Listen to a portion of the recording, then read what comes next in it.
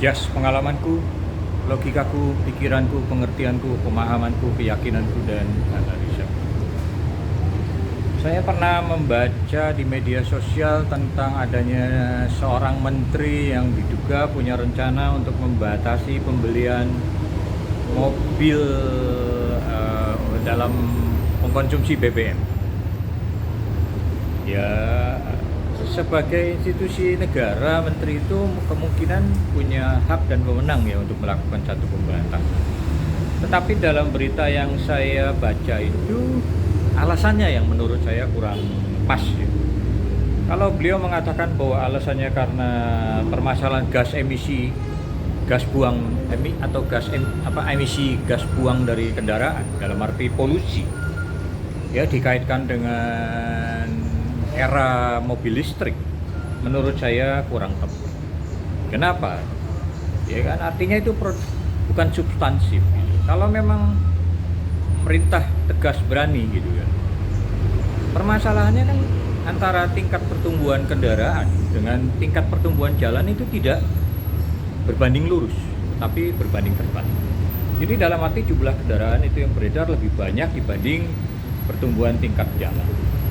Dan belum lama saya membaca juga berita di media sosial tentang pernyataan Menteri Lingkungan Hidup yang menyatakan bahwa Jabodetabek saja jumlah kendaraan itu 24,5 juta dan 19,2 juta itu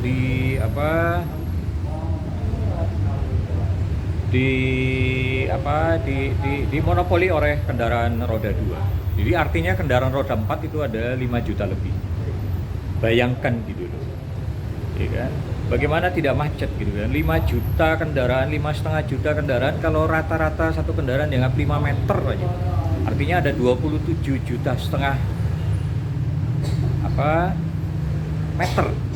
Ya kan? Yang kalau kendaraan itu dijejerkan semuanya artinya ada 27,5 juta meter yang kendaraan yang berjejer di sepanjang Jabodetabek. Kan? Jadi artinya 27,5 juta itu artinya kan berarti 27.500 km jalan gitu kan. Itu tanpa spasi 1 meter loh. Kalau kita anggap jejerannya itu deret berbarisnya itu nempel semua seperti di gudang-gudang kendaraan. Kalau dibagi Jabodetabek dalam arti Jakarta, Bogor, Depok, Tangerang, Bekasi ya kan 5, DKI ada 5 berarti 10 kendaraan artinya 27.500 kilometer jalan yang diokupasi oleh kendaraan roda 4 dibagi 10 artinya rata-rata satu daerah itu memakan 2.700, jadi hampir 3.000 kilometer jalan. Permasalahannya saya tidak tahu karena saya belum membuka berapa sih ya kan luas jalan di setiap daerah dari Jabodetabek itu.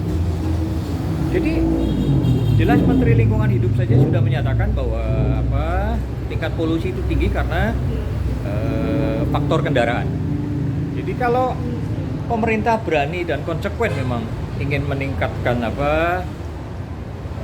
pengurangan dari sisi emisi atau polusi, ya pemerintah harus berani tegas untuk membatasi jumlah kendaraan. Ya kan? Jangan karena income dari pajak kendaraan, ya kan, biaya balik nama dan segala macam kemudian menjadi mundur, ya kan, mengambil cara-cara lain yang justru malah merugikan rakyat gitu kan, dan rakyat kan punya hak juga berdasarkan konstitusi. Jadi ya satu-satunya jalan bisa meningkatkan penambahan jalan, mengurangi pembatasan kendaraan, atau malah ya kan membatasi dengan kuota jumlah kendaraan misalnya kan, 1 tahun hanya boleh meningkat 1.000 atau berapa. Sekarang kan 1 tahun 300 berapa? 300.000 apa 3 juta kendaraan yang beredar di pasaran gitu. Dan setiap tahun itu meningkat terus. Jadi dengan hormat kepada tidak mengurangi rasa hormat, saya permohonan maaf kepada menteri bersangkutan. Tolonglah kalau buat kebijakan juga yang substansif. Jadi jangan karena kepentingan tertentu misalnya untuk memasarkan mobil elektronik, mobil elektrik ya kan, karena sudah punya pabrik baterai litium gitu kan. Terus kemudian menggunakan cara-cara pembatasan untuk mobil konvensional dalam mengkonsumsi BBM. Ya kan? Memang ya pembatasan BBM jelas mengurangi mengurangi subsidi. Tapi akan lebih bagus lagi kalau pembatasan kendaraan itu jelas, ya kan? Kalau jumlah kendaraan beredar, tingkat polusi udara di Jakarta khususnya atau di Indonesia jelas akan berkurang. Dan dengan berkurangnya tingkat polusi, jelas, ya kan, kesehatan masyarakat meningkat. Kesehatan masyarakat meningkat, jelas ya usia standar kehidupan masyarakat lebih meningkat lagi, gitu kan? Jadi ya itu jelas akan semakin banyak rakyat yang sehat ya, negara juga lebih sehat, ya kan? Karena jelas mungkin subsidi untuk pembiayaan asuransi via BPJS juga akan berkurang, gitu kan? Dan anggaran-anggaran itu bisa di switch ke misalnya pembangunan infrastruktur lagi misalnya, atau pembangunan kios-kios untuk masyarakat kaki lima, gitu kan, ya akan lebih tertata gitu loh, tidak sembarangan di setiap jalan ada kaki lima, gitu kan. Ya saya berharap ini baru sebatas pikiran saya lah, gitu kan, logika. Dan kalau saya pun sebagai rakyat biasa bisa berpikir sampai sejauh itu, saya berharap ya para pengambil keputusan, gitu kan, para penguasa juga lebih mumpuni lah, gitu kan, dalam mengambil kebijakan yang komprehensif lah, bukan hanya tambal sulam kebijakannya, gitu. Demikian, semoga hal ini dapat bermanfaat. Salam sukses masih dari Basoro Fluid, depan restoran Singapura Fluid. Yes.